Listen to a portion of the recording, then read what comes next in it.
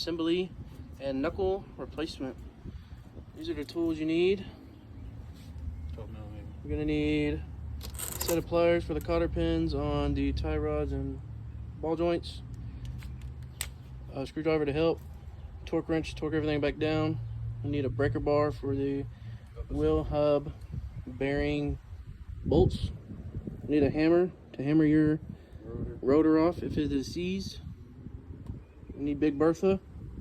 You're gonna need a 14 mil, 12 mil, 19 and a 32 for the axle nut, and a ratchet wrench. We already took the rotor off, and the caliper. Caliper bolts are 19s. Our bolt will not come out without taking out the coilover bottom bolt, and that's a 19 as well. So we went in and took that off. This right here is a 12 mil. We took this bracket off to give us some more slack for our brake caliper. And now we are going to take the dust shield off, which are 3 12 mils. One here, and one there. Now we're going to work on unbolting everything else off of the knuckle. So what's all attached to the knuckle is ABS sensor. you got your coilover. These both are 19s. You got your ABS sensor. This is a 12. Then you have 19 for your tie rod. And underneath for your ball joint is another 19 millimeter. So now we're gonna work on getting all of this off. And the reason why we're doing it is because We're replacing all this because the wheel bearing is seized to the knuckle. So it's easier just to replace it. we just replaced the whole thing because screw it. Broke loose. The reason why we're taking them off is because Right there. Taking them off because it's seized. they didn't give me. And they don't give new bolts with the hardware, or new hardware with the new hubs. So we broke them loose. So when we take the knuckle off, we can put them back in. Next, we're going to work on taking these cotter pins off the ball joint and the tie rod. And then, like I said, these are 19s. Zip those off. And then we'll pick right back up. We got those off. Axle nut, 32 mil. Big Bertha. Put her on. There's nothing. She can't. Didn't even take out the little pinch in it. That she can't break loose. We sprayed WD-40 on the tie rod because the other side was seized. This side's more seized. So pulled on it. Your car's is rusty. Well, this one's not that bad at rust, but I'm sure there's a lot more worse cars up north. But this is unusual for Georgia.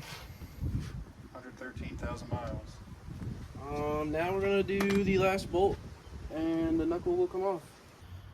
Top coilover bolt And we didn't bother taking out the has a washer. Bottom one doesn't. I don't know if they both should have a washer, but we didn't install these coilovers, so we bought the car. Now ball joint's staying in there too. yeah, and we're also keeping the ball joint because we're replacing them. So, all right, we got the knuckle out.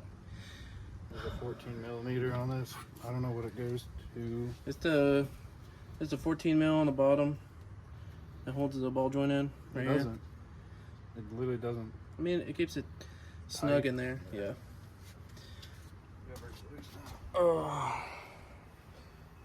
And then, if you need the part number, this is the part number that we are using. Huh? On this driver's side, part number. That's driver's side. Passenger. So this is driver's side. 61. This is driver's side part number. The only difference between driver and passenger is the passenger ends in 6-1, driver ends in 7-1. And we've seen diagrams for like Auto was wrong. we've seen a diagram on Rock Auto They did not look like OEM ones on the diagram or the picture that they showed. So STI is different. we found, yeah, we think STI Knuckles are different for 05 and 05 to 07 are different from the 04s and 04 STIs and all WRXs.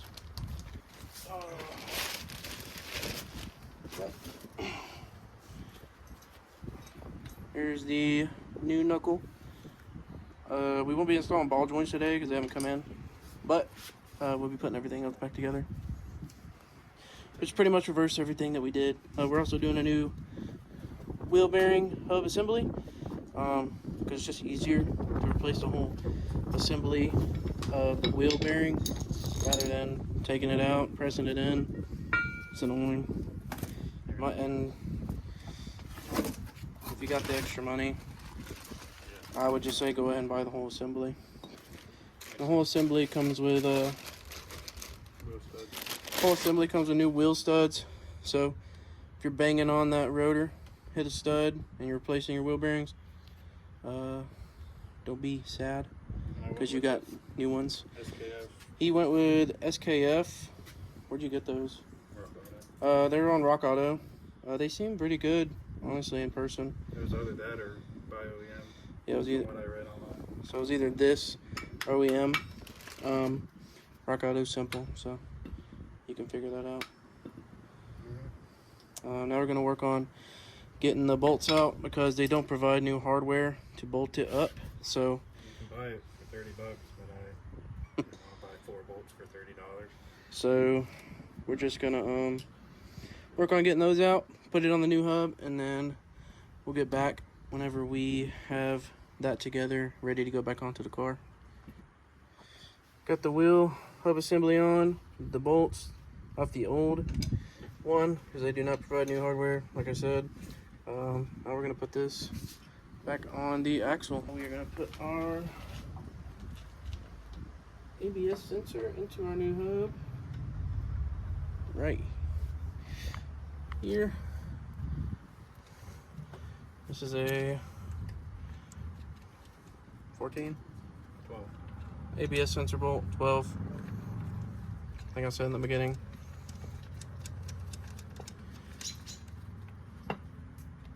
Gonna get that hand tight, tighten it with a wrench here in a little bit. And that's pretty much it. Now we're going to torque these 4 bolts for the hub assembly now that it's on the car. It just makes it a little easier than doing it when it's off because you can't really hold it. Couldn't find nowhere. Everything that we read that we could find, it said they were 48 foot-pounds. So that's what we're going to torque them to. And then yeah, and then ABS sensor, you just want to do that hand tight. You don't want to do that too tight. You don't want to break the bolt or break the ABS sensor. So you won't have to replace something else. And what are the coilover bolts torqued to again? We didn't torque them, but they're supposed to be torqued to 129. And then coilover bolts, we're gonna torque those to 129. Well, that's a front. And that's fronts. Rears would be different, so look that up. So yeah, whenever we go to put the ball joints and the tie rods on, we'll finish up everything. So pretty much you're just gonna put your rotor back on after you put, if you're not replacing your ball joints and your tie rods, you just put them back on as so. Make sure to put this bolt back on too if you replace your whole knuckle. It did not come with a new bolt either, so you want to take this off your old knuckle. Everything that did not come with new hardware is going to be your wheel hub assembly and that bolt. So you're going to reuse those. You're also going to reuse your ABS bolt.